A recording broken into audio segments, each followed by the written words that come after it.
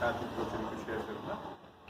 प्रभु तेरा धन्यवाद देते खुदावन आज के दिन के लिए, इस दिन को जिस तरह से हम मनाते हैं खुदावन, वास्तव में तो खुदावन हमको दिन प्रतिदिन ये मनाना चाहिए खुदावन। तो धन्यवाद देते खुदावन इस समय के लिए कि हम आज तेरे वचन को साझा कर सकते हैं इन प्रियजनों के बीच में खुदावन, जो तुझे जान चुके हैं खुदावन। आगे खुदावन ये एक एक जन जीवित यीशु मसीह के साथ जीने वाले होते हुए एक महान तेरे उस आदेश को पूरा करने वाले होते।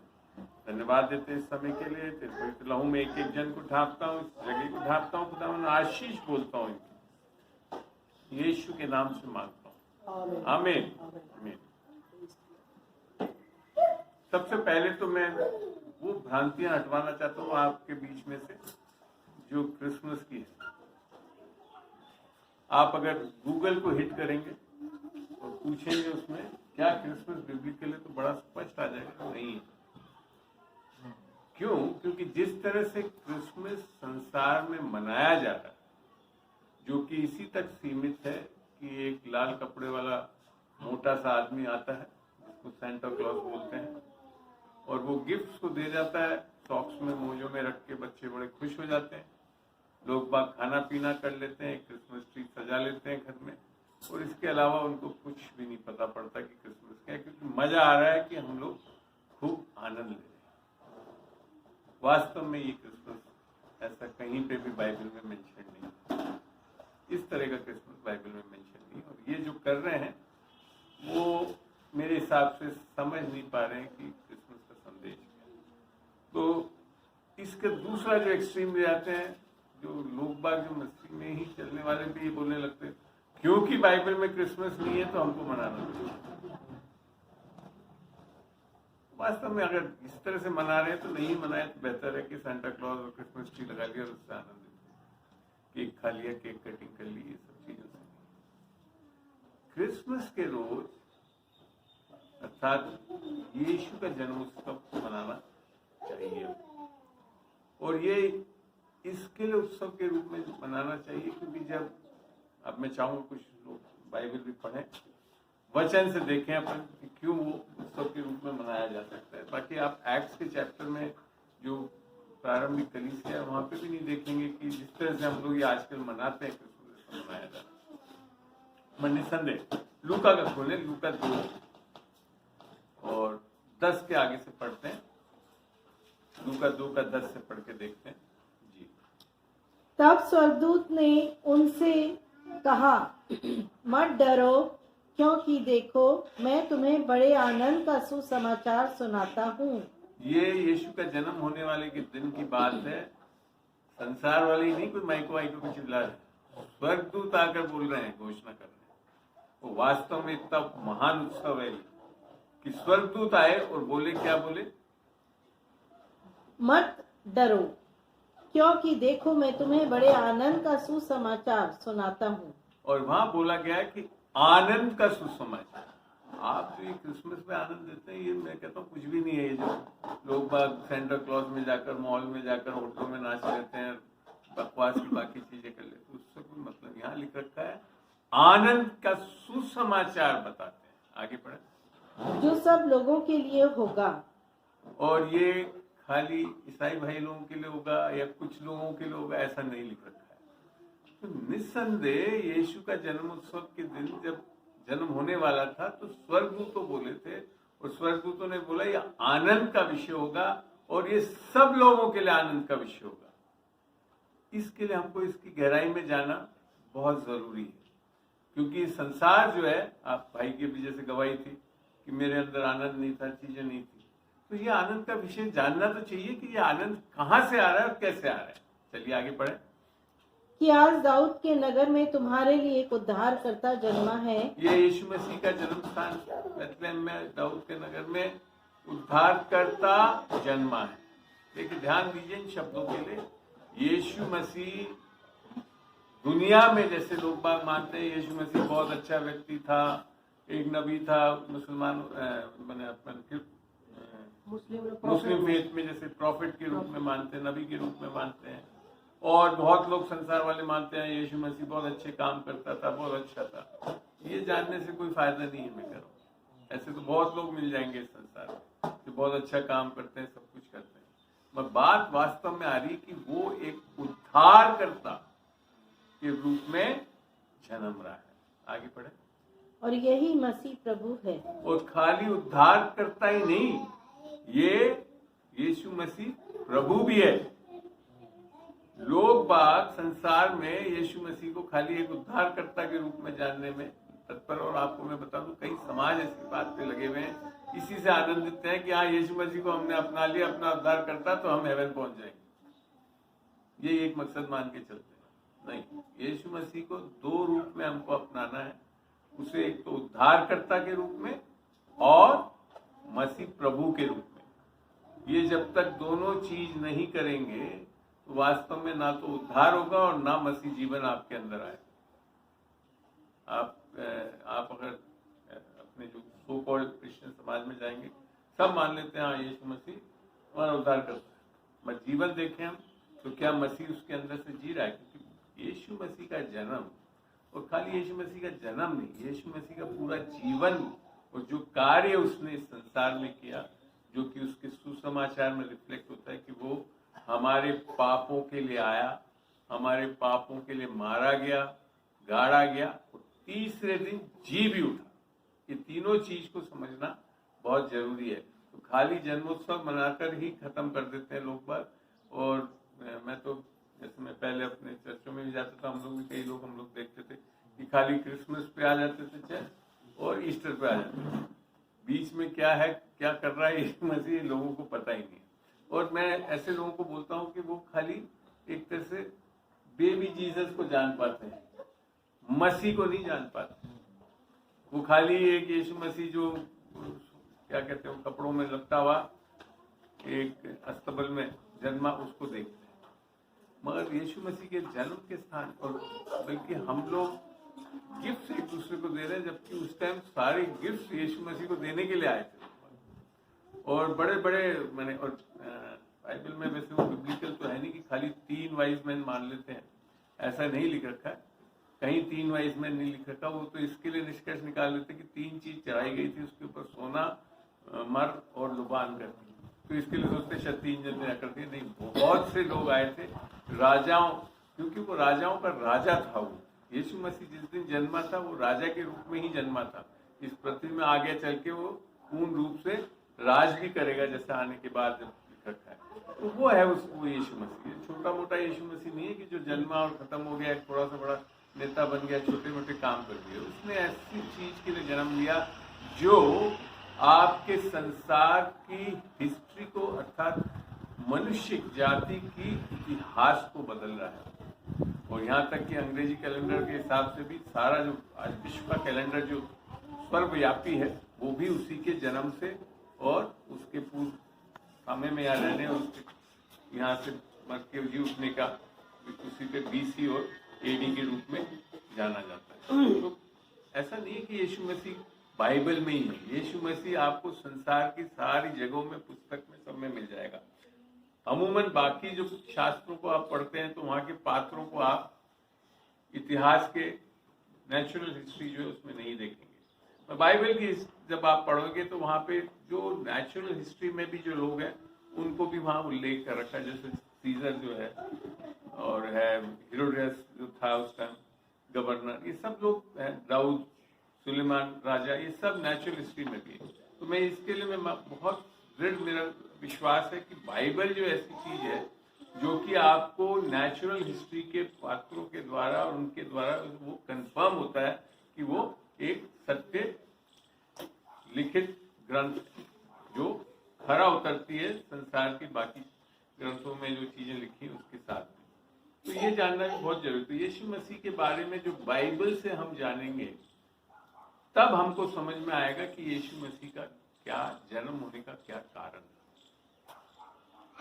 संसार में क्योंकि धर्म में चलते हुए लोग बात और मोटे बूत मानते हैं कि हाँ हम सब पाप करते हैं, पाप को जो है परमेश्वर महान है, परमेश्वर सर्वोच्च है, परमेश्वर दयावान है, परमेश्वर दया करने वाला है, परमेश्वर जो है पाप को हमारे किसी भी के पापों को माफ कर सकता है क्योंकि वो बनाने वाला ऐसा है। बिना जाने हुए वचन में जानने से समझ में आएगा आपको परमेश्वर निस्संदेह दयालु परमेश्वर है, प्रेम करने वाला शिव। और परमेश्वर, बाइबल तो बताती परमेश्वर प्रेम है, परमेश्वर में प्रेम नहीं लिख रखा। पहला यूहन्ना 4 में जब 2-3 जगह आप पढ़ेंगे तो वहां लिखा है परमेश्वर प्रेम है, निस्संदेह प्रेम है, दयालु है, साथ है, मगर साथ ही साथ परमेश्वर एक धर्मी न्यायी परमेश्वर भी है। तो एक न्यायी परमेश्वर होते हुए परमेश्वर पापों को ऐसे नहीं माफ कर सकता कि लो चलो दरी के नीचे ढाल देते हैं, लोगों को पाप माफ कर रहे हैं। तो यहाँ पे समझना बहुत जरूरी है इन चीजों को। ये मैं इसके लिए आपके सामने रख रहा हूँ कि यीशु मसीह का जन्म और यीशु मसीह का आना इस संसार में इतना महत्वपूर्ण है, क्योंकि सब बाइबल जैसे बताते हैं 2-3-20 में कि सबने पाप किया तो सब परमेश्वर की महिमा से रहित है। ऐसा कोई इंसान नहीं है संसार में जिसने पाप नहीं किया। अच्छा, उसमें भी क्या है, लोग बात बहुत हल्का कर लेते हैं इस चीज को। वो सोचते हैं अच्छा थोड़ा बहुत पाप कर लिया तो कोई ऐसी बात नहीं है, हमें बड़े पाप तो नहीं है। बाइबल में ऐसा कोई नहीं लिख रखा कि बड़े पाप और छोटे पाप कर, बल्कि बाइबल तो बहुत गंभीर बात लिखती है। जब हम रोमियो 6:23 को पढ़ते हैं, वहां लिखा था पापों की नहीं लिखा था, पाप की। पढ़ना जरा से 6:23, रोमियो 6 का 6:22। क्योंकि पाप की मजदूरी तो मृत्यु है। पापों की मजदूरी नहीं लिखा था, पाप की मजदूरी मृत्यु। ये नहीं है कि कोई एक लेवल आएगा, एक नंबर ऑफ पाप करेंगे तब जाकर मृत्यु मिलेगा। एक भी पाप किया हुआ है तो आपके लिए मृत्यु है, दंड।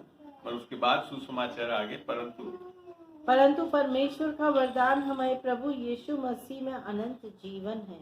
सुसमाचार है कि यीशु मसीह के द्वारा ही हमारे को एक वरदान मिलता है, गिफ्ट मिलता है, वो हम कमा नहीं सकते, और वो है अनंत जीवन। अर्थात हम अपने मृत्यु से निकल के जीवन पाए। तो यहाँ की जो ये मृत्यु है, वरदान जो है, अनंत जीवन की बात कर रहा है। हर एक मनुष्य जो इस पृथ्वी पे आदम और हव्वा के बाद जो जन्मा है, पाप में गिरने के बाद, वो एक मृत अवस्था में जन्मा है। निस्संदेह हम जिंदा हैं, चल फिर रहे हैं, सब कुछ कर रहे हैं, तब भी हम वास्तविक रूप में आत्मिक जगत के हिसाब से हम मरे गए। और इसी के लिए जब इसको 1-2 का 1 पढ़ते हैं, वहां समझ में आता है, जब पौलुस लिखता है, इसको 2 का 1 पढ़ेंगे। उसने तुम्हें भी जिलाया। मसीह के बारे में बताया तो पौलुस यहाँ लिख रखा है कि तुम्हें भी जिलाई। एक्चुअली मरे हुए व्यक्ति के लिए नहीं लिख रहा है, ये सारे जो जिंदा व्यक्ति बैठे हुए उनको बता रहा है और कह रहा है कि तुम्हें भी जिलाया। माने तुम मरे हुए थे मगर तुम्हें भी जिलाया। यहाँ पे जब पढ़ते हैं, और आप अगर किसी बच्चों के पास में, किसी के पास BSI की इंग्लिश बाइबल हो, चिल्ड्रंस बाइबल नहीं होगा, क्या छोड़ दीजिए, वहां बड़ा स्पष्ट लिख रखा है, यू आर स्पिरिचुअली डेड, आप आत्मिक रूप से मरे हुए थे।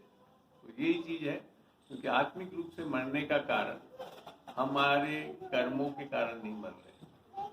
अगर ऐसा होता तो कर्मों को सही करने से हम आत्मिक बन सकते थे। बाइबल इस सत्य को बताती है। जब हम रोमियो 5:19 को पढ़ते हैं, वहां लिखा हुआ है, पढ़े रोमियो 5:19 को। और आपस में भजन स्तुति गाना। रोमियो 5:19। क्योंकि जैसा एक मनुष्य के आज्ञा ना मानने से बहुत लोग पापी ठहरे। ये व्यक्ति वो है जो कि आदम के बारे में लिखा गया है यहाँ पे। आदम ने जब आज्ञाकारिता की, अर्थात जब उसको जो वचन दिया गया था, आज्ञा दी गई थी कि ज्ञान के, उत्पत्ति 2:16 में लिखा हुआ है, परमेश्वर ने बोला ज्ञान के वृक्ष के फल को मत खाना, क्योंकि जिस दिन तू उस फल को खाएगा तो तुझे अच्छे और बुरे का बोध हो जाएगा और तू निश्चय ही मर जाएगा। और ये हुआ था, उन्होंने खाया, आदम और हव्वा ने, मगर वो शारीरिक रूप से मरे नहीं, गिरे नहीं। आदम तो बल्कि 900 साल से ज्यादा जिंदा भी रहा। और यहाँ तक भी वहाँ परमेश्वर का वचन बताता है कि वो जब पाप में गिरा, खाया, उसके बाद परमेश्वर जब वहाँ पे वाटिका में आया, आदम की वाटिका में, तो उसमें बातचीत करी, जिंदा था। वो चीज यहाँ पे पौलुस बता रहा है कि एक आत्मिक मौत में थे हम लोग, सारा इंसान आत्मिक मौत पा चुका था।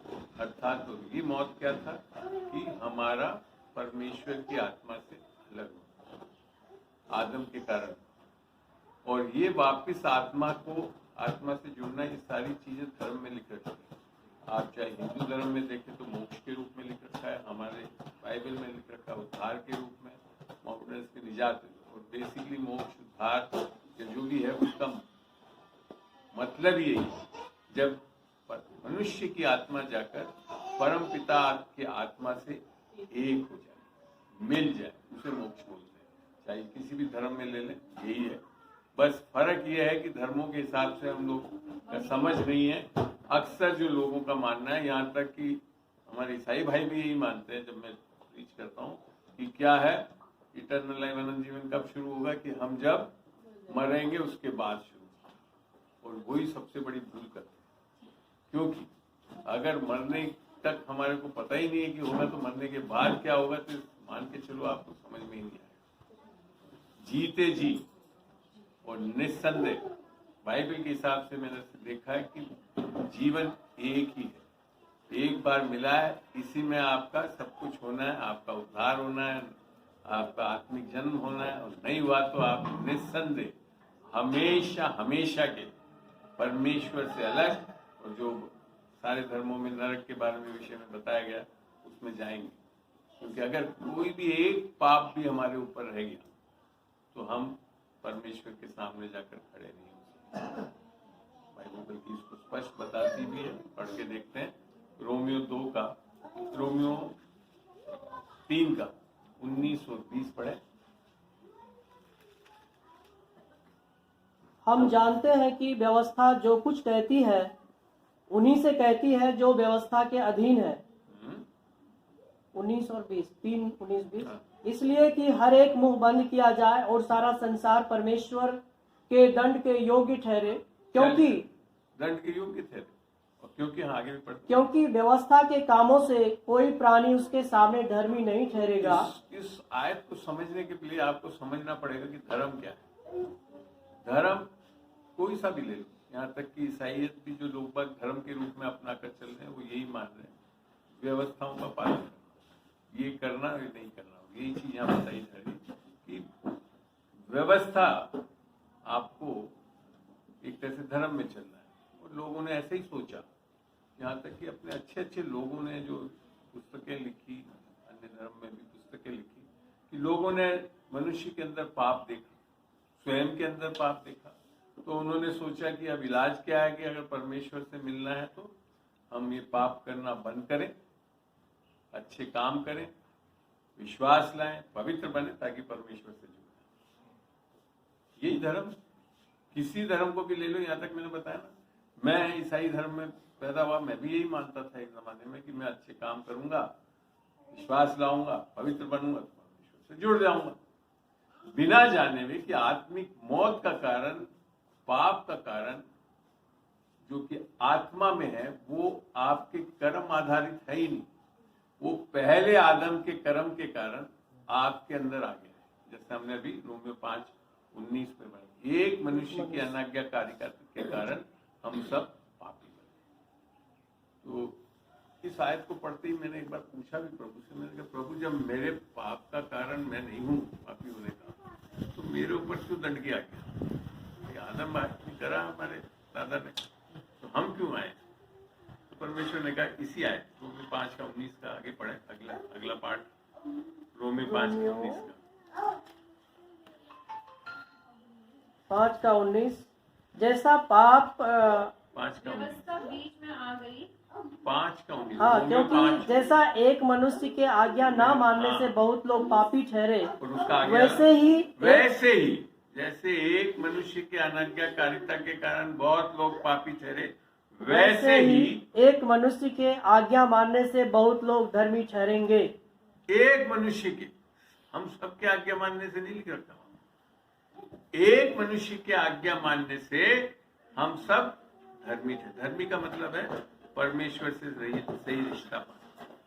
तो यहाँ पे समझ में आता है कि संसार में जो लोग धर्म में चल रहे हैं वो क्या मान रहे हैं, क्योंकि हम इंडिविजुअली कुछ पापों को कर रहे हैं तो पापों को सही कर लें तो धर्मी ठहर जाएंगे, और इसके लिए व्यवस्था लिया गई, धर्म की पुस्तकें लिख दी गई और व्यवस्थाओं को ला दिया गया, जबकि ऐसा हो नहीं सकता। आपका धर्मी होना व्यवस्था से हो ही नहीं सकता, क्योंकि अगर ऐसा कुछ होता तो आदम और हव्वा जिन्होंने अनाज्ञाकारिता कही थी, मेरे ख्याल से सारी आज्ञाएं परमेश्वर उनको दे सकता था। आज्ञाकारी हो जाते तो सब हम लोग कोई भी, और हम उससे पहले अगर कोई उनके द्वारा जन्म नहीं लेता तो वापिस आज्ञाकारी होकर धर्मी हो जाते तो कोई भी हम लोग में से पापी नहीं होता, मगर ऐसा संभव नहीं था। क्यों? क्योंकि व्यवस्था ही में, धर्म में ही, धर्म की पुस्तकों में लिख रखा है, व्यवस्थाओं में, कि पाप की माफी के लिए लहू का बहाया जाना आवश्यक है। और ये सारी पुस्तकों में दिखेगा आपको, पुराने नियम में, अपने बाइबल के इसमें यही होता है, जो बलियों की व्यवस्था दी गई थी उससे, तो पाप के लिए लहू का बहाना, जैसा कि इब्रानियों 9:22 में ये स्पष्ट लिखा हुआ है, ये सब धर्म में प्रचलित भी करते हैं।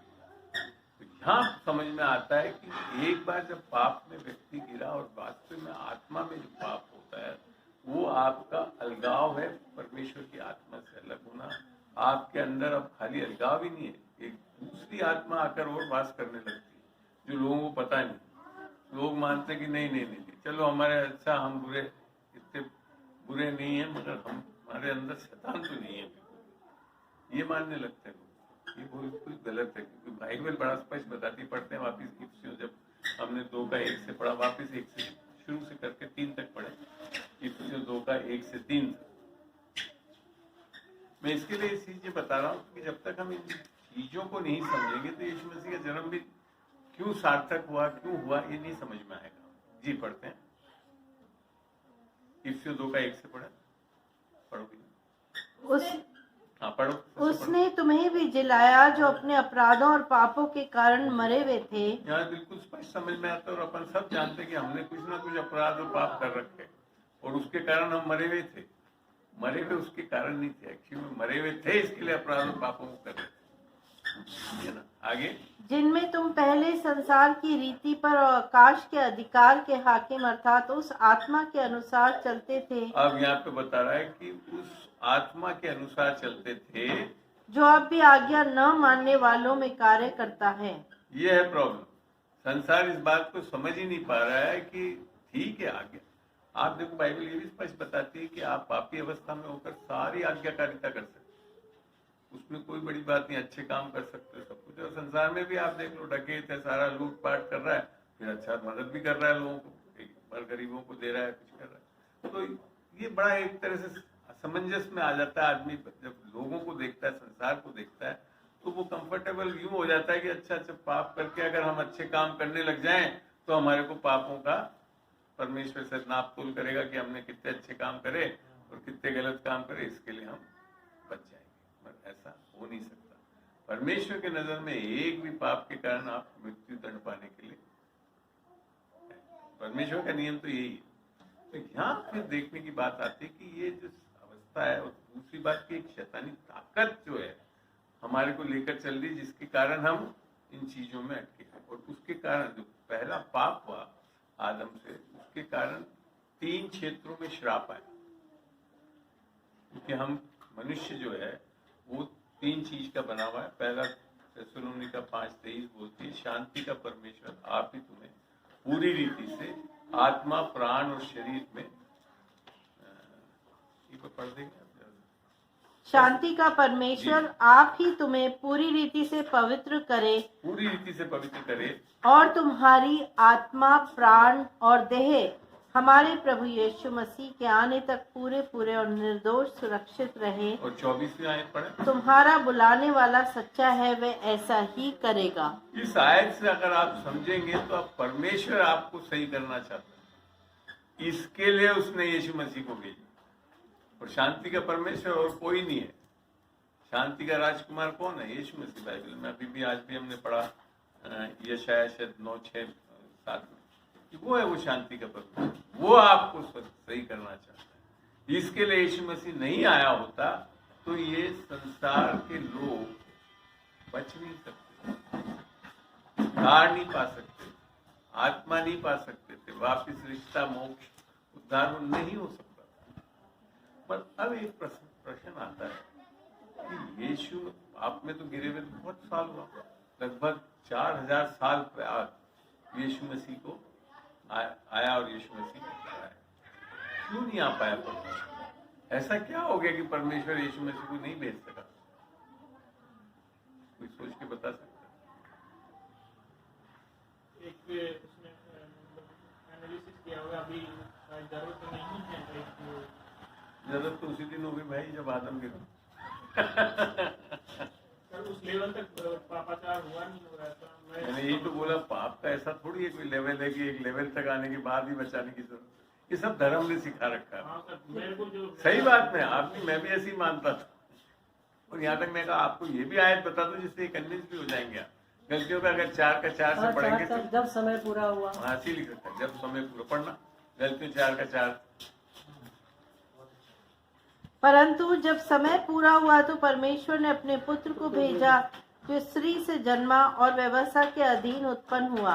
अब यहाँ पे ऐसा लग रहा है कि समय आना था जब ही आ सकता था यीशु, क्योंकि बेचारे बाकी सबको क्या हालत हो गई, जो पहले वालों को तो कहीं तो बेचारे यीशु मसीह में आ ही नहीं पाए, मन बुरा गया।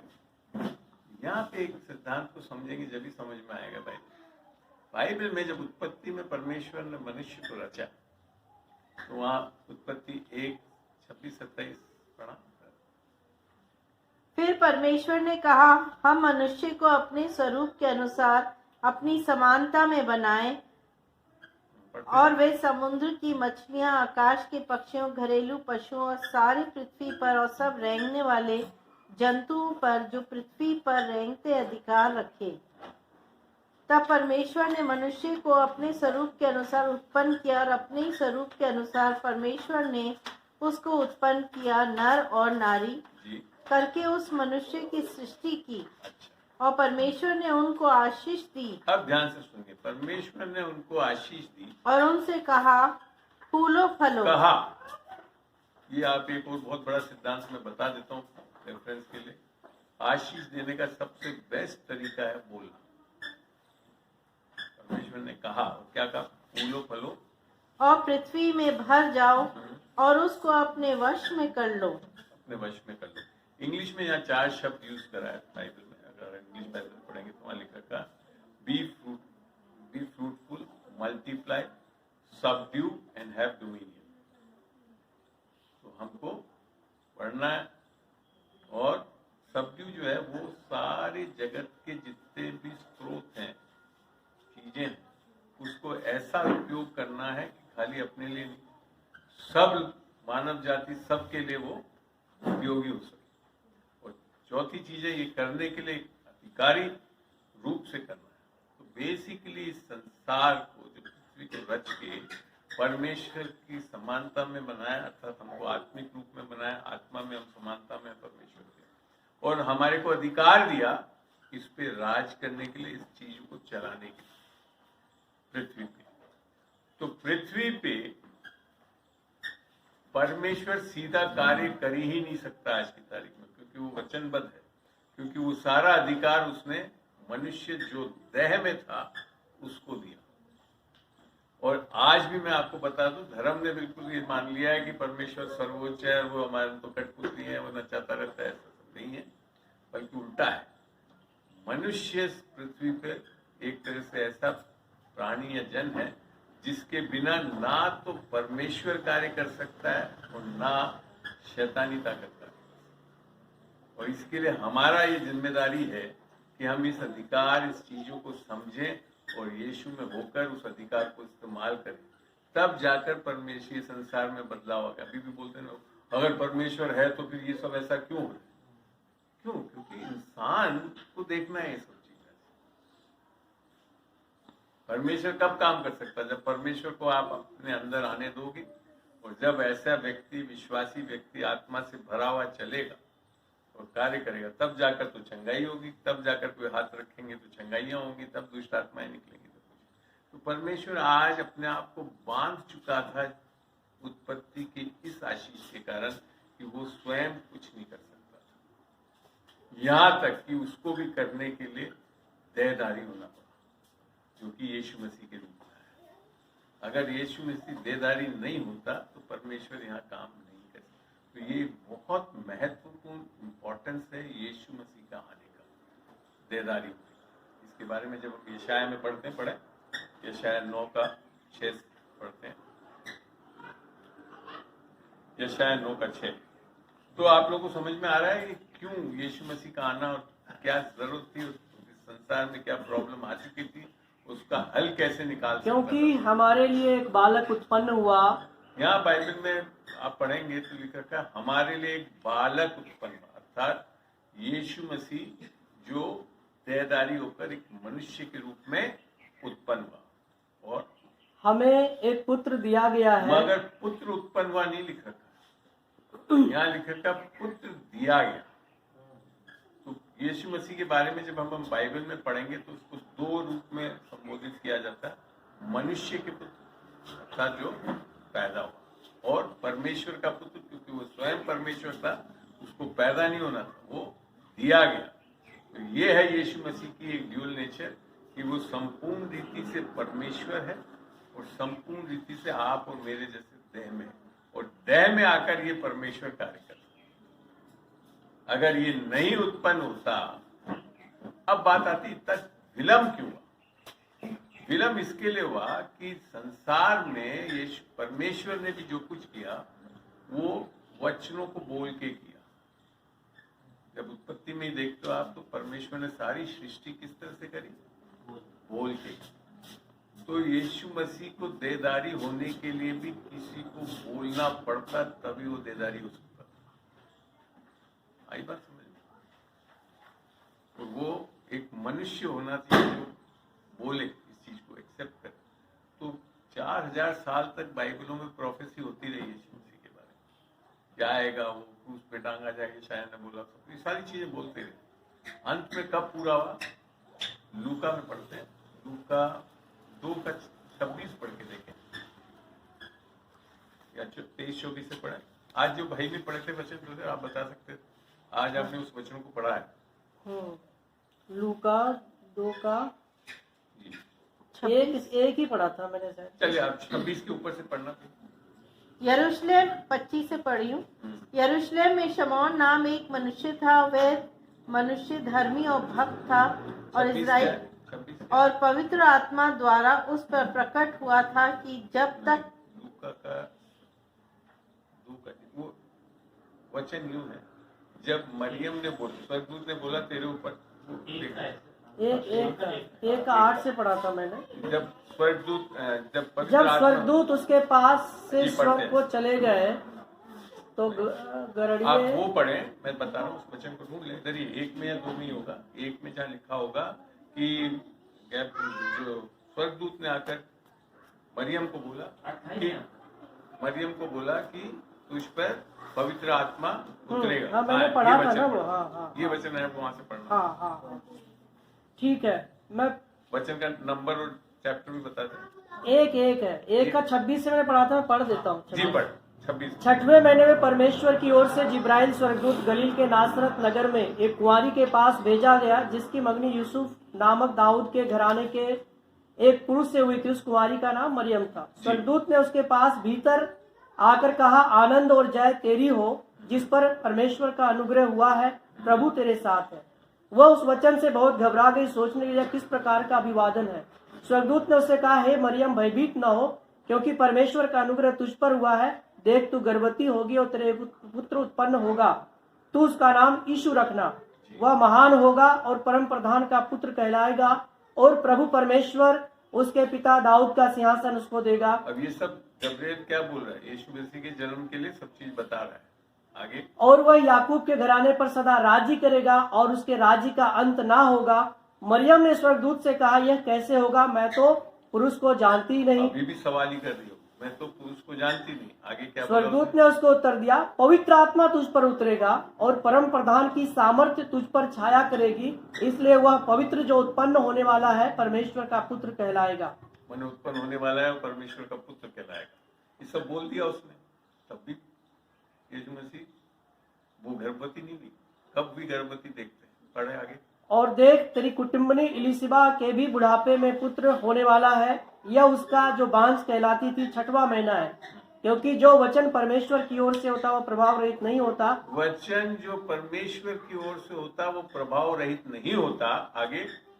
मरियम ने कहा, देख मैं प्रभु की दासी हूँ, अब तेरे ध्यान से वचन के सुनिए। अनुसार हो। मैं प्रभु की दासी हूँ और तूने जो कुछ अभी बोला उसके अनुसार हो। ये वो मरियम थी जब उसने ये चीज बोला तब वो गर्भवती। अगर वो नहीं बोलती यीशु आ ही नहीं सकता था। आप समझ में आ रहा है क्यों नहीं आ पाया जल्दी? क्योंकि ऐसे व्यक्ति नहीं थे कि जो इस चीज को बोलने वाले और इसको एक्सेप्ट करने वाले। इसके लिए यीशु मसीह डिले हुए। किसके कारण? मनुष्य के कारण, परमेश्वर के कारण डिले नहीं। हम लोग या मनुष्य जाति जो है उसने अभी तक इस चीज को एक्सेप्ट नहीं करना चाहिए। मैंने जैसे बताया कि इस पृथ्वी पे सारा अधिकार मनुष्य अर्थात देह को दिया गया और बिना देह के कोई चीज परमेश्वर कर नहीं सकता। आधी बात समझ, बहुत बड़ा प्रिंसिपल है, इसको समझे। इसके लिए यीशु मसीह को ध्यान रखना। और फिर जब हम इसको आगे चलते हैं तो अब बात आती है कि जैसे धर्म ने तो सिखा दिया ना कि पाप माफ कर सकते हो और नहीं, और कुछ तो थोड़ा चढ़ावा कर दो, दान दे दो। छोटा पाप किया तो 100 चलेगा, बड़ा पाप किया तो 1000 चलेगा। ऐसे सब चीजें दिमाग में है। और बड़ी चीज दे देंगे तो सब। वो वास्तव में क्या है? They are not going to be godfather, they are literally going to godfather. जहाँ पे हम लोग मैंने ये एक्सेप्ट कर रहे हैं जैसे संसार में चलता है ना, यहाँ देख लेंगे, दे देना, कर देंगे, वैसे मानने लगे। ये धर्म के कारण ये सब चीजें आ रही। वास्तव में क्या चाहिए था हमको? कोई ऐसा जन चाहिए था जो हमारे को निकाल सके, और वो उसको वो लहू के द्वारा ही हो सकता था। इसके लिए परमेश्वर ने, और आप अगर इस चीज को देखेंगे सारे धर्मों में बलि की प्रथा है। सारे धर्मों में, किसी भी मुख्य धर्मों को देखें जो है, और निसंदेह हिंदू धर्म से ऑफशूट्स बहुत वहाँ हो सकता नहीं हो, मगर मुख्य धर्म जो है आपके मोहम्मडन, हिंदुइज्म और जूइश जो अपना पुराना था, जो आज ईसाई भी चलता है, वहाँ पे बेसिकली प्रथा है। और वो प्रथा इसके लिए है क्योंकि जो बलि चढ़ाया जाता है वो आप कहाँ बताते, कहाँ लिखा हुआ है? वेदों में कहाँ पे है? वेदों में, पुराणों में भी लिखा था। जो यज्ञ करते थे, बलि चढ़ाते थे, अश्वमेध यज्ञ करते थे, सब में एक बलि के रूप में चढ़ाया जाता था। वहाँ पे ये चीज को ध्यान दिया जाता था कि बलि जो है, आज भी आप अगर देखेंगे तो मैंने तो खुद व्यक्तिगत जाकर देखा भी, आपके आमेर फोर्ट में जो देवी माता के जो ऊपर बलि चढ़ाते हैं उसमें बिल्कुल एक छोटे से मेमने को लेकर चढ़ाते हैं, बिल्कुल साफ सुथरा, कोई ऐब नहीं है।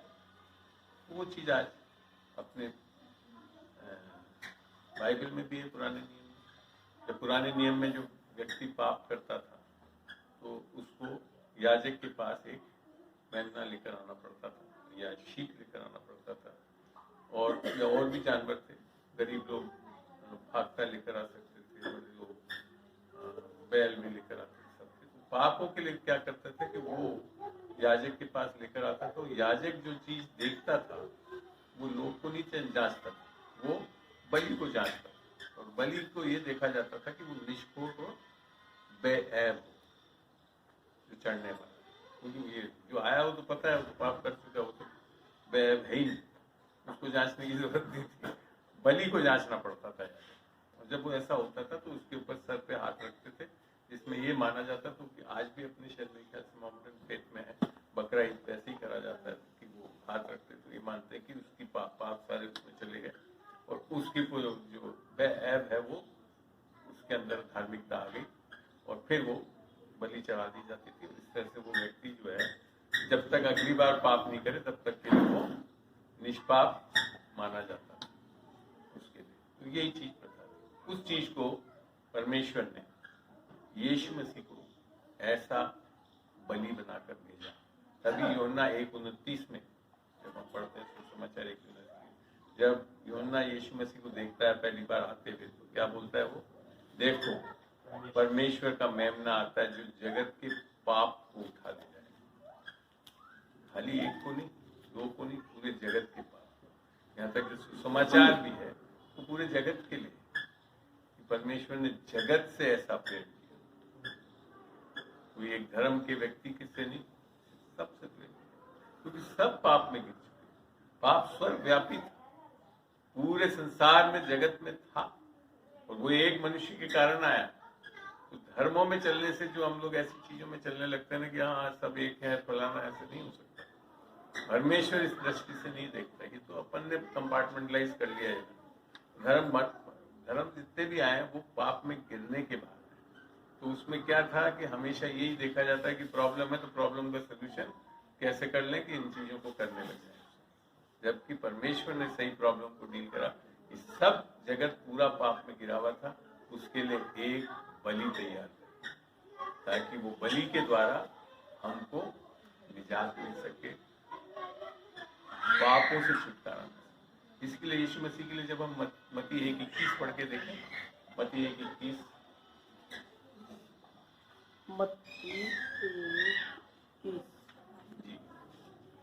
मत्ती, वह पुत्र जनेगी और तू उसका नाम यीशु रखना, वो पुत्र जनेगी उसका नाम यीशु रखना, क्योंकि वह अपने लोगों का उनके पापों से उद्धार करेगा। अपने लोगों का, परमेश्वर के पूरा जगत उसके लोगों का ही है, कोई एक धर्म भी अलग का नहीं।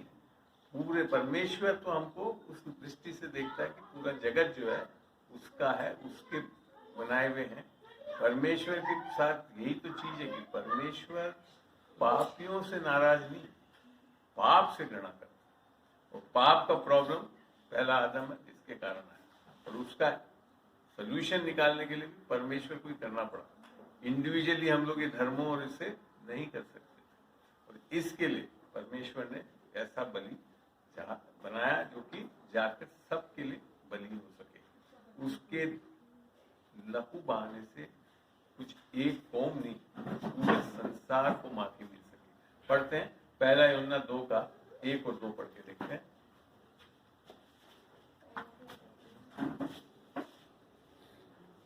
पहला यूहन्ना 2 और पहला यूहन्ना 1 का, सॉरी क्या बोलूं, पहला यूहन्ना 2 का 1 और 2। मेरे बालकों, मैं ये बातें तुम्हें इसलिए लिखता हूँ कि तुम पाप ना करो, और यदि कोई पाप करे तो पिता के पास हमारा एक सहायक है, अर्थात धर्मी यीशु मसीह, और वही हमारे पापों का प्रायश्चित है, और केवल हमारे ही नहीं, मैंने खाली इजरायलियों के लिए नहीं या ईसाइयों के लिए नहीं, वरन सारे जगत के पापों का भी। अब आप अगर इस चीज को नहीं मान, बाइबल एक अथॉरिटी है, परमेश्वर का वचन लिख रखा है ना 2 तिमोथी 3:17 में, हर वचन जो है परमेश्वर की प्रेरणा से लिखा गया। और इसको अगर आज कोई खंडन कर दे अपने समझ से, उसमें बेचारा वही परेशान होगा। बाइबल नहीं बदलेगी, सत्य नहीं बदलेगा। बाइबल के लिए लिख रखा है परमेश्वर का वचन जो है हमेशा बना रहेगा। बाकी सब चीज खत्म हो सकती है, घास खत्म हो सकती है, संसार खत्म हो सकता है, वचन नहीं खत्म। इसके लिए अगर बाइबल को कोई अगर हल्के रूप से ले और ये सोच के लिखे कि नहीं ये तो पुरानी चीज थी, लिखा हुआ था, अब नहीं होता। मैं कल भी जब वार्ता हुई थी, नहीं हमको तो डायनेमिक होना चाहिए कि बदलते रहना चाहिए, संसार भी बदल रहा है। कहाँ हम लोग पहले प्लेन में जाते थे और प्लेन में जाते हैं, तो मैंने उनको फिर एक ही चीज बोली, मैंने कहा सर प्रॉब्लम प्लेन नहीं है, प्रॉब्लम ये है एरोडायनेमिक्स। जो सिद्धांत है जिससे प्लेन उड़ता है वो तो जिस दिन बना था तब से एग्जिस्ट करता है। वो तो एक टाइम आया जब उस लोगों को समझ में आया कि ऐसे उड़ सकते हैं, तो ये आप कैसे कह सकते हैं कि बदल गया। मैंने कहा संसार के जितने भी जो परमेश्वर ने नियम ग्रेविटी का है, एरोडायनेमिक्स का, ये कभी भी ऐसा नहीं रहा कि नहीं रहा। हाँ, लोगों को, इंसान को जब समझ में आया तो उसको इस्तेमाल करने लगे। एडिसन साहब के साथ बल्ब जल गया तो सब समझ में आया कि बिजली भी होती है ना। तो ये है प्रॉब्लम। मगर आप मैं बताऊं, वो एक ऐसे ज्ञानी व्यक्ति थे कल जिनसे मैं चर्चा कर रहा था, तब भी ये चीज समझ में आई, उनको समझ थी वो क्या है ऐसी। हम लोग कहीं ना कहीं संसार में आकर अपने ज्ञान से अर्थात संसार के ज्ञान से सोचते हैं बहुत ज्ञानी हो गए। तो बाइबल इसी के लिए बड़ा एडवाइस देती है कि ज्ञानी लोग मूर्ख हो जाएं तो बदल सकते हैं। ये पहला कोरिन्थियों 1:3 में लिख रखा है। और बल्कि परमेश्वर का ज्ञान के बारे में तो लिख रखा है, जो परमेश्वर की मूर्खता है वो भी इस संसार की सबसे ज्ञानी से भी बढ़कर है। और मैं इसका मानने वाला हूँ। मैं बहुत अपने आप को समझता था कि मैं ऑल इंडिया सर्विस में आ गया, IFS ऑफिसर बन गया, मैं तो बहुत बड़ा ज्ञानी हूँ, क्रीम ऑफ द नेशन हूँ, फलाना है। मैं जब प्रभु में आया, जब समझ में आया वो ज्ञान से, तो मैं तब भी बुद्धू था, एक पापी था, बहुत अच्छा पापी था जो नरक में जाने वाला था। यहाँ समझ में आता है कि परमेश्वर के ज्ञान को, बाइबल को हमको कभी भी हल्का नहीं लेना है। और इसमें जो भी भविष्यवाणियां की आज तक वो सारी पूरी हुई और आगे की भी भविष्यवाणियां पूरी होंगी और 100% हुई है। ऐसा भी नहीं है कि शायद एक बोल दी नहीं हुआ, कुछ नहीं, सब कुछ वैसा का वैसा हुआ।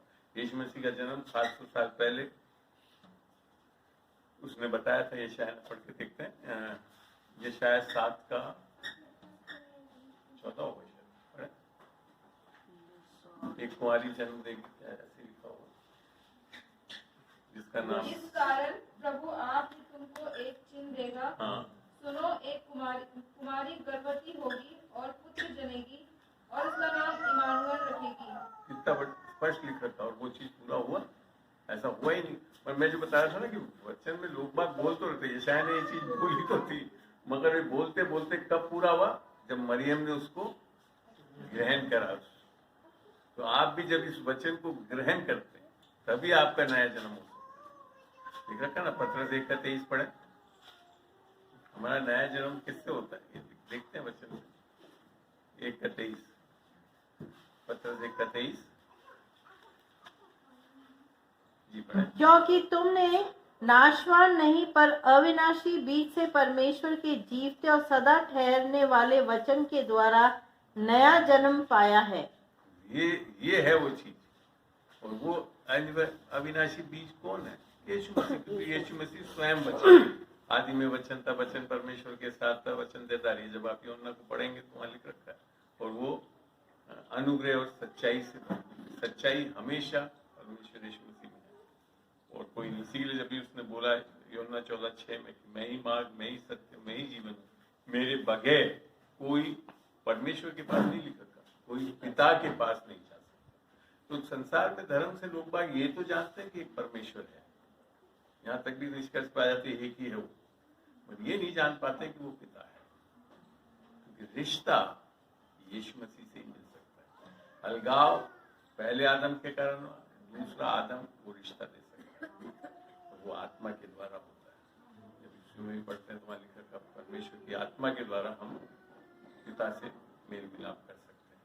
इसको नया जन्म बोलते हैं, जो कि तभी हो सकता है जब हम सुसमाचार अर्थात यीशु जिसके लिए आया कि मैं वो मेरे पाप के लिए मारा गया, गाड़ा गया और तीसरे दिन जी उठा, तब इस पे विश्वास करते हैं, तब जाकर हमारे अंदर एक विश्वास की आत्मा, परमेश्वर की अनुग्रह की आत्मा मिलती है। जैसे इफ्सियों 1:12-13 पढ़े तो देखो लिखा होगा।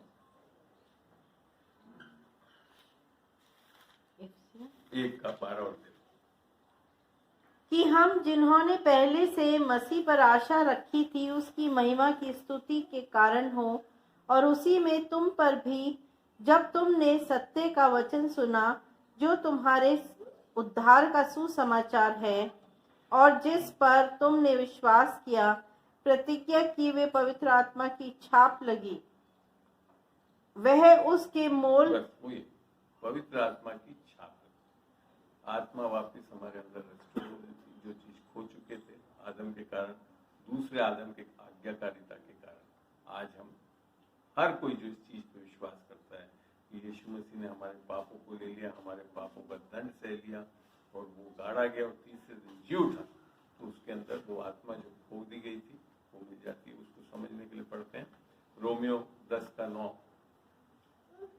वहीं लिखा है, यदि तू यीशु को प्रभु जान के मुख से अंगीकार करेगा तो मन में विश्वास करेगा कि वो तीसरे दिन मृतकों में से जी यदि उठा। तू अपने मुंह से यीशु को प्रभु जानकर अंगीकार करे और अपने मन से विश्वास करे कि परमेश्वर ने उसे मरे हुओं में से जिलाया, तो तू निश्चय उद्धार पाएगा। निश्चय उद्धार पाएगा। उद्धार ऐसा हो ही नहीं सकता कि नहीं। ये वही शब्द है जो कि उत्पत्ति में जब 2:16 में लिखा था, वहां लिखा था तू ज्ञान के वृक्ष के फल को मत खाना, क्योंकि जिस दिन तू उस फल को खाएगा तो तुझे अच्छे और बुरे का बोध हो जाएगा और तू निश्चय ही मर जाएगा।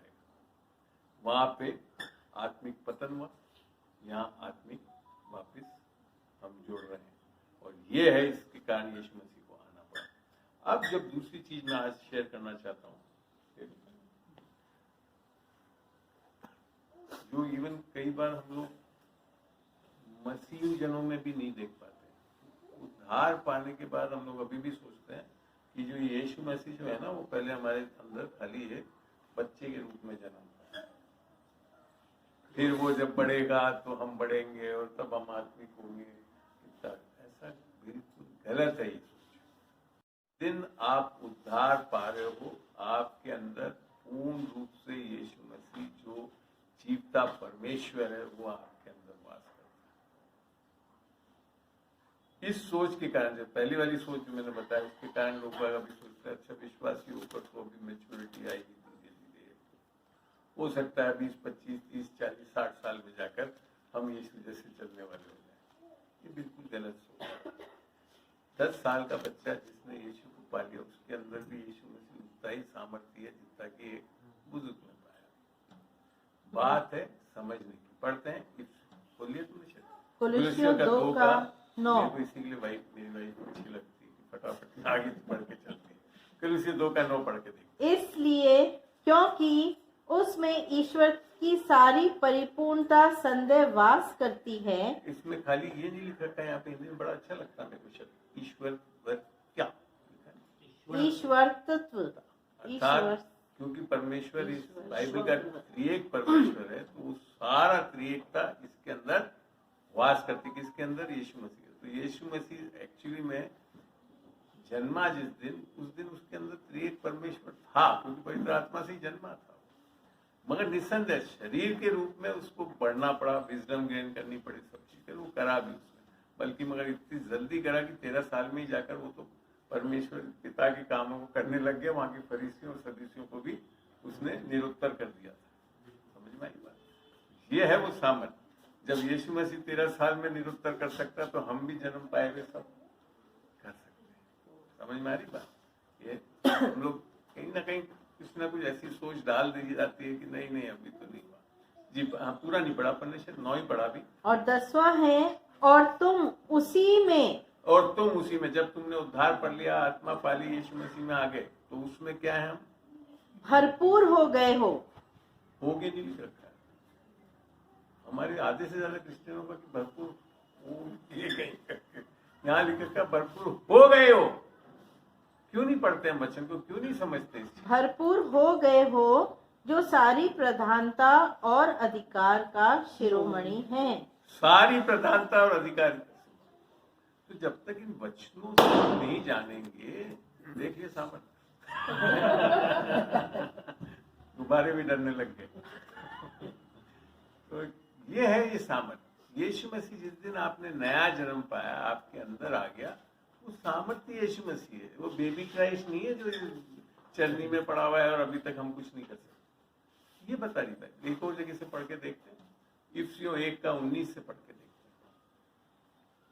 हैं। इफिसियों 1:19 से लेकर आखिरी आयत तक पढ़ेंगे।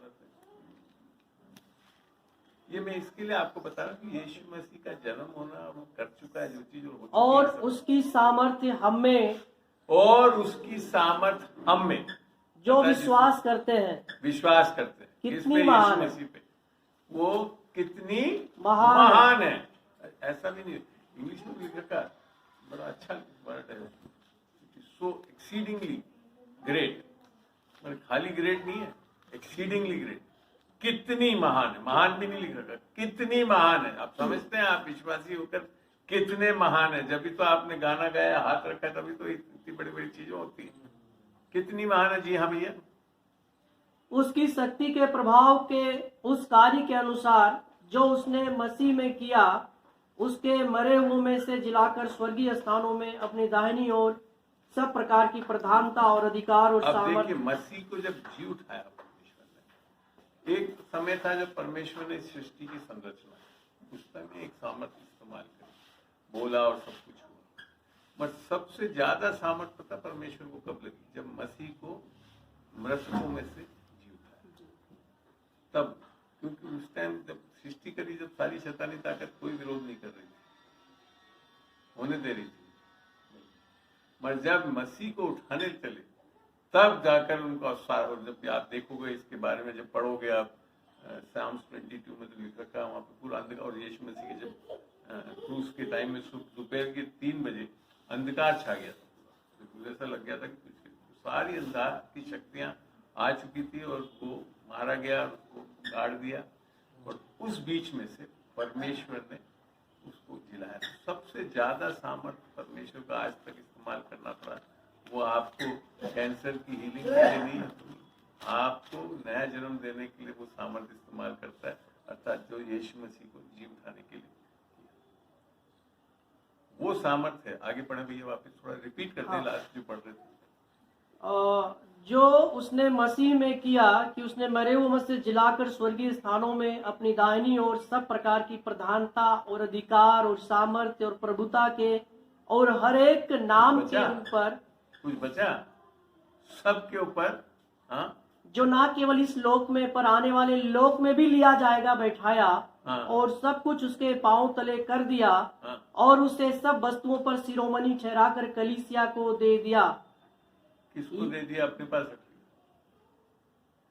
लोग ऐसी मानते हैं, हाँ यीशु मसीह तो कर सकता, मैं नहीं कर सकता क्योंकि मेरे पास तो कुछ सामर्थ्य। यीशु मसीह ने ये सब अपने लिए नहीं किया, क्योंकि धैर्य को इस्तेमाल करना है परमेश्वर को, तो ये सब करके वो सारी सामर्थ्य, इसीलिए यीशु मसीह का जब मत्ती में लिखा गया ना कि स्वर्ग में और पृथ्वी पर सारा अधिकार मुझे दी गया, और अब आप तुमको देता हूँ, जाओ तो जाकर करो।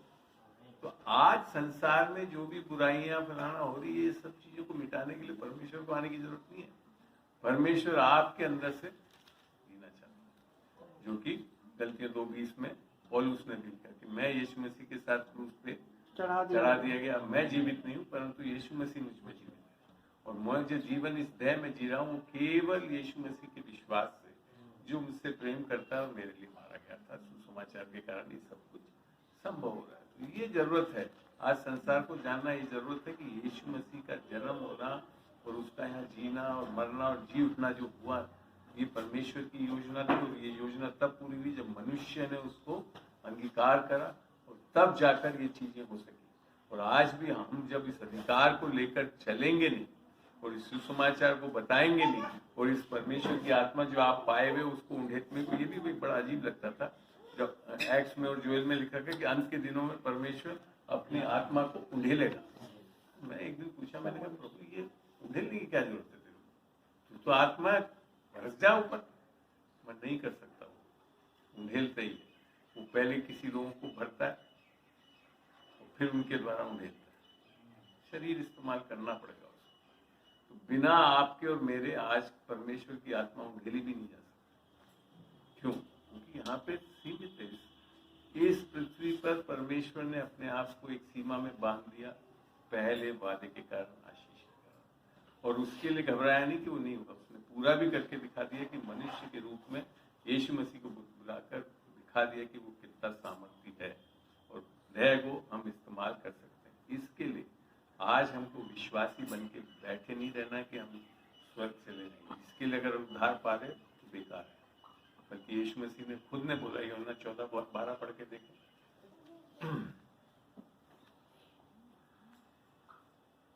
यूहन्ना 14:12 पढ़ते हैं जी। मैं तुमसे सच सच कहता हूँ, एक सिद्धांत समझ जाए, जब भी यीशु मसीह बोलता है सच सच कहता हूँ, ट्रूली ट्रूली, मोस्ट एश्योर्डली, वहीं पे है जिसको अक्सर लोग बात समझ नहीं पाते। इसके लिए पहले से क्वेश्चन करता है कि इसको समझ लेना। क्या? कि जो मुझ पर विश्वास रखता है, ये काम जो मैं करता हूँ वह भी करेगा, वरन इनसे भी बड़े काम करेगा। अब परमेश्वर यीशु मसीह ने जहाँ बोल रहा है कि बड़े काम करेगा। और उससे क्या होने वाला है फिर? क्योंकि मैं पिता के पास जाता हूँ, जो कुछ तुम मेरे नाम से मांगोगे वही मैं करूँगा, कि पुत्र द्वारा पिता की महिमा हो। इसको समझाने के लिए मैं बताऊं, मेरे बच्चे जो थे, मैं IFS था, अफसर था, तो एक बार हमने पुलिस वाले को बोला, मैं रत्ना स्वामी जो IFS छोड़ दिया उसको तो ये चीज बोल रहा कि अगर यीशु मसीह के नाम से आप मांगोगे तो वो अधिकार क्यों मिला हमको? क्योंकि यीशु मसीह ने हमारे लिए सब कुछ कर दिया। इसके लिए आज पिता तैयार है आपको पूरा, बल्कि अधिकार ही नहीं दे रखा, विरासत दे दी है। जो यीशु मसीह कर सकता तो वो सब कुछ कर सकता, और यीशु मसीह तो बोल रहा है तुम उससे भी बढ़कर कर सकते हो। अब समझ में आ रहा है कि इस पृथ्वी पर देह में मनुष्य परमेश्वर से ज्यादा बढ़कर कर सकता है, जो परमेश्वर नहीं कर सकता। हमें खुशी की बात है, आप समझे तो सही इसको। हमारे को कितना वचन उत्साह दे रहा है कि हम क्या क्या कर सकते हैं। हम मृतकों को जीवित कर सकते हैं, हम बीमारियों को चंगाई दे सकते हैं, दुष्ट आत्माएं निकाल सब कर सकते हैं। और यही हुआ, आप देखेंगे बाद में भी यीशु मसीह के तो कपड़े को छूने से चंगी हुई, मगर पतरस की परछाई से लोग चंगे हो गए, दुष्ट आत्माएं निकल गई। रुमाल पौलुस का लाकर भेजा, उससे लोग चंगे हो गए। तो ये सामर्थ्य दे रहा है परमेश्वर, और ये सब इसके लिए हुआ कि यीशु मसीह आज से 2000 साल पहले हमारे लिए जन्मा, उसने उस कार्य को पूरा किया, और जब वो जी उठा तो वो सामर्थ्य आज हमारे ऊपर देना चाहता है। और ये खाली विश्वास से और अनुग्रह से मिलता है, कमा नहीं सकते आप इन चीजों को। पवित्र आत्मा को आप किसी भी तरीके से कमा नहीं सकते, वो फिर सारा धर्म है। अनुग्रह होता ही कब है? जब आप कर्मों के द्वारा। और अनुग्रह तब अनुग्रह है जब हम थे ही नहीं, तभी परमेश्वर ने हमारे लिए सब कुछ कर दिया। उसको हम विश्वास के हाथ से या विश्वास से हम ग्रहण करते हैं। ये है संदेश जो कि हमको बताना है, लोगों के बीच में बताना है। जो ये संसार में लोग परेशान हैं, जान नहीं सके, कह सकते हैं बोलने की, इसके द्वारा ये सब कुछ संभव है। यीशु मसीह का जन्म इसके लिए नहीं कि सेंटा क्लॉज दिया कर आप वो दानों को देकर गया। आज पवित्र आत्मा को दानों को पा सकते हैं, फल हमारे अंदर आ सकता है, सब चीज हम कर सकते हैं जो अभी हमारे लिए। और ये अनुग्रह का यही तो फायदा है कि अनुग्रह से लोग आलसी नहीं होते, मेहनती हो जाते हैं। पढ़ के देखिए लास्ट आयत को खत्म करूँ, उसके बाद कोई सवाल उसको आपको जवाब दूंगा। पहला कुरिन्थियों 15:10 पढ़े। लोग इस अनुग्रह को, इस सामर्थ को समझ पहला कुरिन्थियों 15:10। परंतु मैं जो कुछ भी हूँ परमेश्वर के अनुग्रह से हूँ। मैं बिल्कुल इस चीज को मानता हूँ। मैं आज जो कुछ कर रहा हूँ वो परमेश्वर के अनुग्रह से है। उसका अनुग्रह जो मुझ पर हुआ वह व्यर्थ नहीं हुआ। वो व्यर्थ नहीं हुआ। रत्ना स्वामी के ऊपर अनुग्रह व्यर्थ नहीं हुआ, पौलुस के ऊपर अनुग्रह व्यर्थ नहीं हुआ, ना आपके ऊपर अनुग्रह व्यर्थ हुआ। परंतु मैंने उन सब से बढ़कर परिश्रम भी किया। क्या किया? आलस हो गया, बैठ गया, सब हो जाएगा, पहुंच जाएंगे, ऐसा नहीं करता। उन सब से बढ़कर परिश्रम किया। तो भी यह मेरी ओर से नहीं हुआ, परंतु परमेश्वर के अनुग्रह से जो मुझ पर था। ये है वो सामर्थ्य जो यीशु मसीह देने आता है। नहीं तो मनुष्य तो क्या है, थक जाता था, सब कुछ हो जाता था। परंतु पौलुस से बता रहा है कि मैं परिश्रमी हूँ। परमेश्वर का अनुग्रह ही आपको परिश्रमी बना सकता है। अन्यथा आप संसार के परिश्रम करोगे तो थक जाओगे, उठ जाओगे, सब। मगर परमेश्वर का अनुग्रह, परमेश्वर की सामर्थ्य, और जिसको पुराने नियम में भी बताया था जब हम पढ़ते हैं, ये शायद बिना ध्यान है 39 में 40 का 39 या शायद 40 का, जैसा 40 39 इसमें नहीं है। 29 में क्या है? लास्ट तीन वर्ष हाँ, के नंबर 29 से को बल देता है और शक्ति 40 का लास्ट है। परंतु जो यहोवा की बाट जोते हैं वे नया बल प्राप्त करते जाएंगे, वे उकाबों के समान मेरे को बड़ा उड़ेंगे, अच्छा लगता है। वे दौड़ेंगे और एक बार श्रमित पाकर न रुक होंगे। नहीं जाता, नया बल प्राप्त करते जाएंगे। मेरे को आज परमेश्वर दिन प्रतिदिन बल देता है कि मैं आज इसको कर सकूं। हाँ, पूरा पढ़ना वापस। उकाबों के समान उड़ेंगे, वे दौड़ेंगे और श्रमित न होंगे, चलेंगे और थकित न होंगे। आमीन। ऐसे वाले ये चाहिए हमारे को। मनुष्य जाति ऐसा होना चाहिए जो लिखा था ना तीतुस में भी कि वो सरगर्म हो जाए अच्छे काम, थकेंगे नहीं हम परमेश्वर के लिए करने के। परमेश्वर का वचन को भी बोलता है ना कि परमेश्वर का यीशु मसीह का प्रेम हमारे को विवश कर देता है कि हम अपने लिए नहीं परंतु संसार के लिए जीने वाले, लोगों के लिए जीने वाले, उसके लिए जीने वाले हैं। जो यीशु, मेरी ये इच्छा कि हम में से एक एक विश्वासी सामर्थ को इस चीजों को समझे, वचन क्या बता रहे हैं क्या, बच्चे ये भी आप भी समझे। 10-10, 12 साल भी जब बच्चा जो भी उद्धार पा चुका, आत्मा पा चुका, वो कर सकता है। इसके लिए कोई मेच्योरिटी नहीं है कि अंकल के 62 साल जैसे होंगे तब करोगे, ऐसा नहीं है। बचपन से कर सकते हैं। प्रभु धन्यवाद। आपके अगर इस विषय में प्रश्न हो तो मैं आपको जवाब दे सकता हूँ।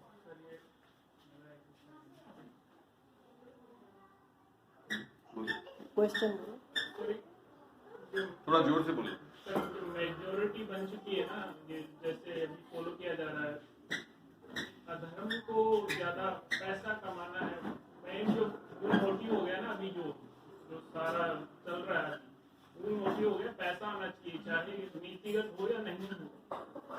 उस चीज को मैं कैसे उसको कन्वेंस करूँ, कैसे बौद्धिक स्तर पे या कैसे भी उसको कि उसको नीति समझ में आ सके कि नहीं ये सही नहीं है ये चीज। देखो, किसी भी मनुष्य को जाकर आप ये बोलोगे आप पाप कर रहे हो सुधर जाओ, नहीं सुधर सकते, सीधी सी बात। क्योंकि आप उसको जाकर क्या बोलोगे कि ऐसा करना गलत है, अर्थात व्यवस्था में प्रॉब्लम। व्यवस्था में जैसे ही जाते हैं ना तो प्रॉब्लम आती, व्यवस्था से पाप रुकता नहीं बल्कि बढ़ता है। अनुग्रह में लाना है, इसके लिए पढ़ना चाहे तो पढ़े रोमियो 5 का 19, 20, 21।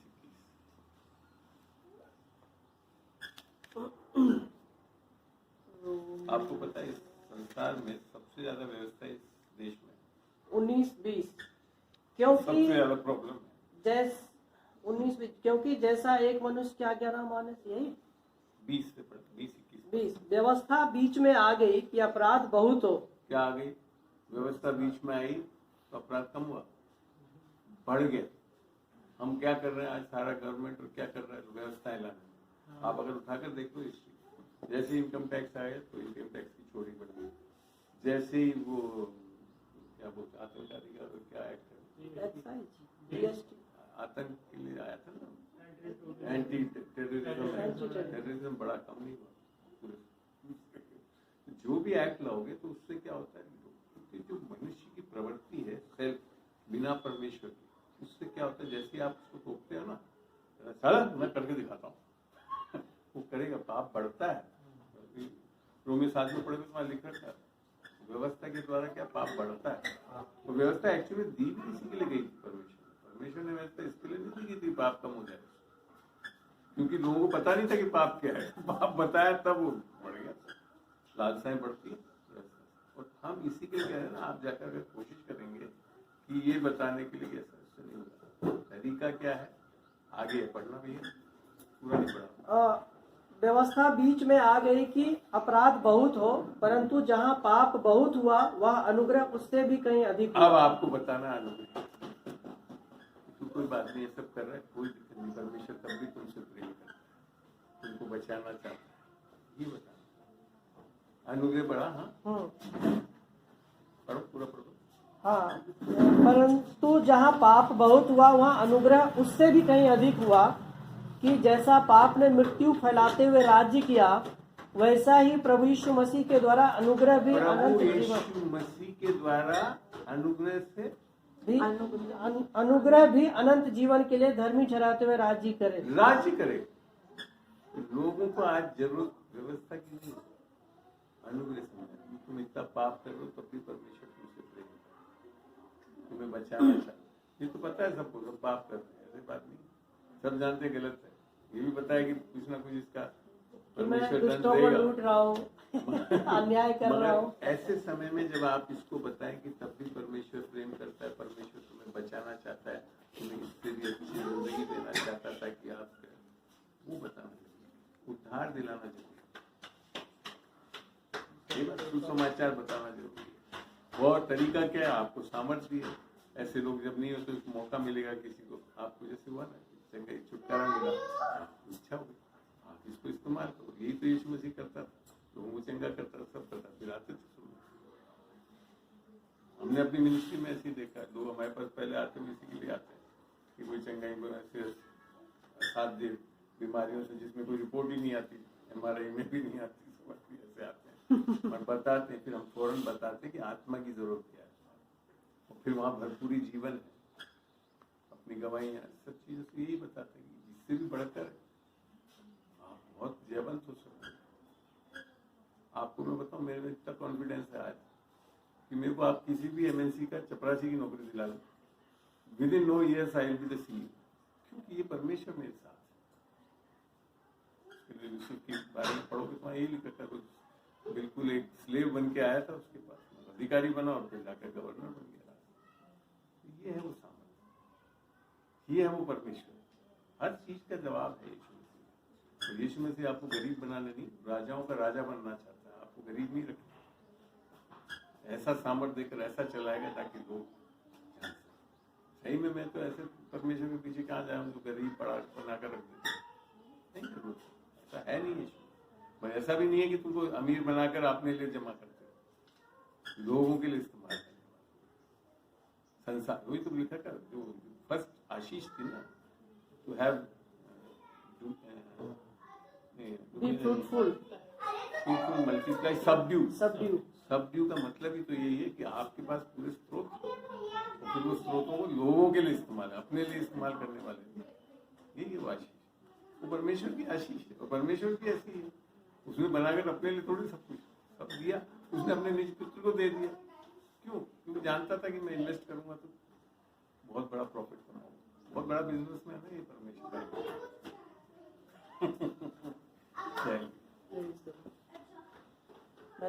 गिफ्ट का या ये परमेश्वर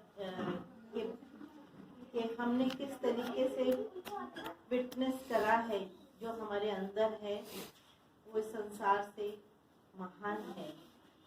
बहुत अच्छी बात है। मैं केवल एक छोटा सा और सजेशन करूंगी कि आप जैसे अपने चर्च के अंदर वचन से क्या क्या हमें प्रकाशन मिलता है, उस चीज को भी महत्व दें। जैसे हम परमेश्वर का वचन पढ़ते हैं, और जब परमेश्वर हमसे, क्योंकि वो प्रकाश हमारे अंदर है, वो ज्योति हमारे अंदर है, क्योंकि यीशु मसीह ज्योति है, और वचन जो है वो परमेश्वर का स्वयं बोला गया हुआ है। क्योंकि मेन मकसद जब हम सिद्धता और परिपूर्णता की ओर बढ़ते हैं तो हम फिजिकली ही हमारी गवाहियों में न रह के उस लेवल पे आए सिद्धता की ओर और परिपूर्णता की, कि हम अगर परिपूर्ण और सिद्ध हैं तो हमने पर्सनल परमेश्वर से व्यक्तिगत हमारा रिलेशनशिप होके व्यक्तिगत वचन से परमेश्वर से क्या सीखा, इस चीज पे भी हम ज्यादा से ज्यादा फोकस करें और शेयर करें कि आज परमेश्वर ने मेरे से ये बात करी, वचन से मेरे से ये बात करी, वचन से मेरे को ये बताया।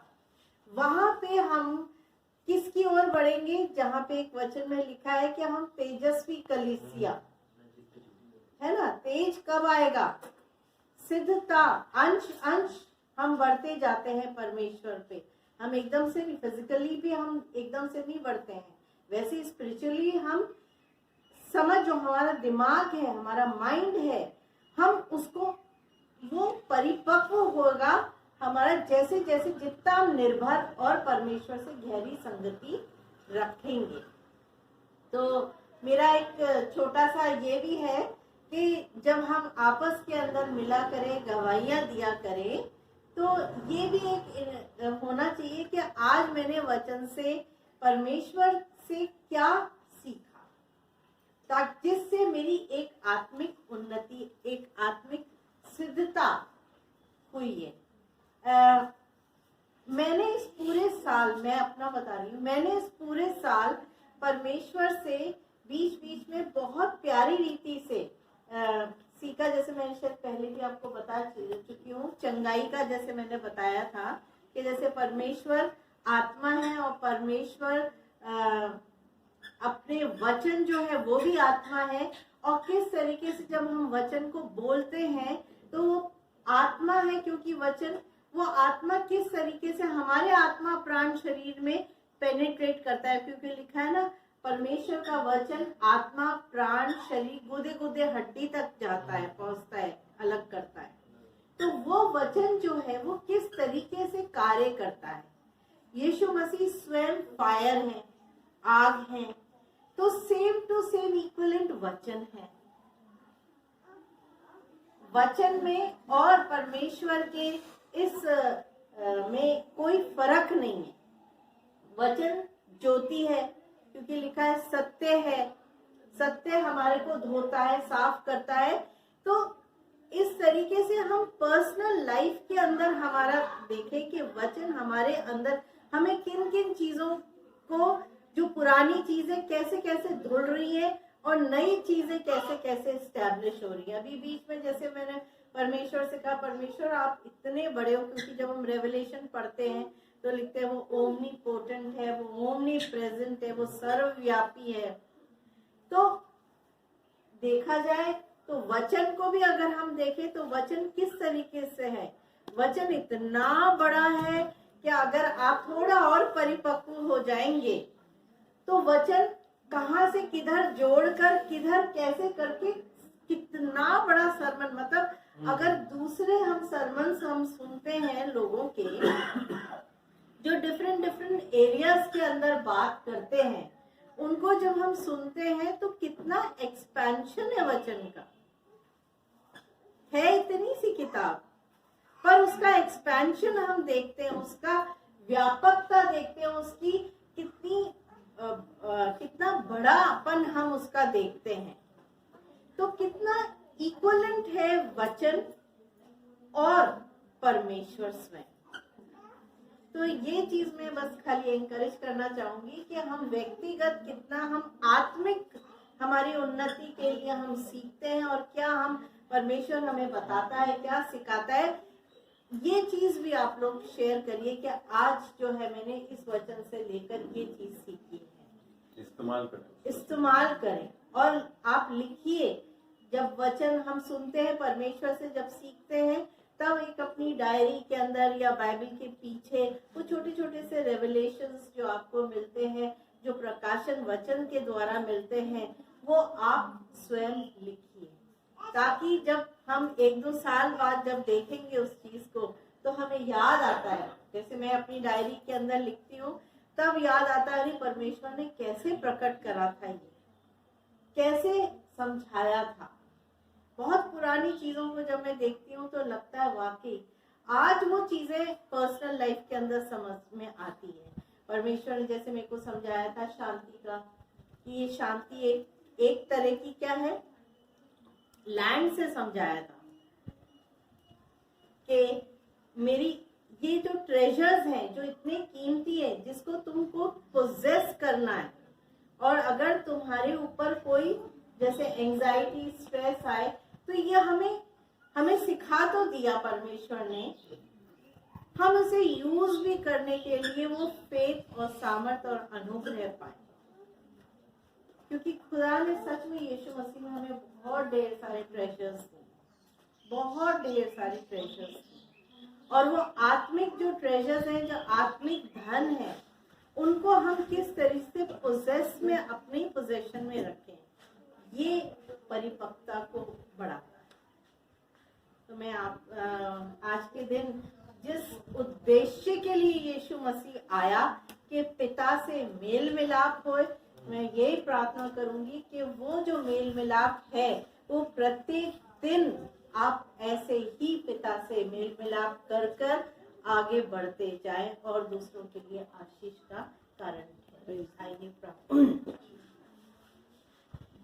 प्रभु जी, हम प्रार्थना करते हैं, आप सब सम्मुख आते हैं अनुग्रह के सिंहासन। हम केवल सिंहासन के पास भी आपके सामर्थी लहू के वसीले से आ सकते हैं, क्योंकि हमें आपने शुद्ध और पवित्र कर दिया और यीशु जैसा हमारी आत्मा को बना दिया, और त्रिएक परमेश्वर वो स्वर्ग को हमारे अंदर बसाहट कर दिया। प्रभु उसके लिए धन्यवाद। और प्रभु जी, हम आप सब कुछ जानते हैं, बस प्रभु हमारा जो ये जीवन है, हम एक ही चीज मांगते हैं कि आपकी और हमारी गहरी संगति और सिद्धता और आपके रहने हमारे अंदर रह रहे हैं, वो सिद्धता और परिपूर्णता में हम बढ़ते जाएं। यीशु के नाम से हम मांगते हैं। आमीन।